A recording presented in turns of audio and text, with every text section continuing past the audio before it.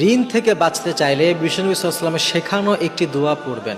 অনেক সময় আমরা দেখি যে ঋণ মানুষকে একেবারে শেষ করে দেয়।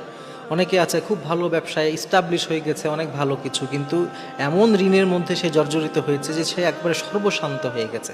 এরকম বহু খবর কিন্তু আমাদের কাছে আছে। আবার অনেকে আছে যাদের ঋণ নাই, কিন্তু ভবিষ্যতে যেন আপনি ঋণগ্রস্ত না হন, এই জন্যে আল্লাহ নবী শেখানো এই দোয়াটি বেশি বেশি পড়বেন। দেখবেন আপনার জীবনে ইনশাআল্লাহ তাআলা এমন কোনো সিচুয়েশনই আসবে না যে আপনাকে ঋণ করতে হয়।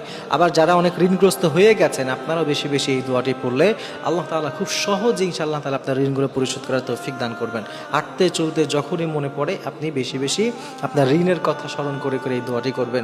বিষ্ণু সাল্লাল্লাহু আলাইহি ওয়াসাল্লাম এই দোয়া শিখিয়েছেন, আল্লাহুম্মা ইন্নী আউযু বিকা মিন গলাবাতিদ দাইন। কি চমৎকার দোয়া, আল্লাহুম্মা ইন্নী আউযু বিকা মিন গলাবাতিদ দাইন। এই দোয়াটি বেশি বেশি পড়ব, যাতে করে আল্লাহ তাআলা আমাদের ঋণ থেকে, এই ঋণের যেই ভয়াবহতা, এগুলো থেকে আল্লাহ তাআলা যেন আমাদেরকে রক্ষা করেন। বেশি বেশি দোয়া করব। যারা ঋণগ্রস্ত তারাও করব, যাদের ঋণ নাই কিন্তু ভবিষ্যতে যেন ঋণ না হয় তারাও ইনশাআল্লাহ তাআলা আমরা এই দোয়া বেশি বেশি করব। তাহলে আল্লাহ তাআলা ঋণ থেকে আমাদেরকে হেফাজত করবেন।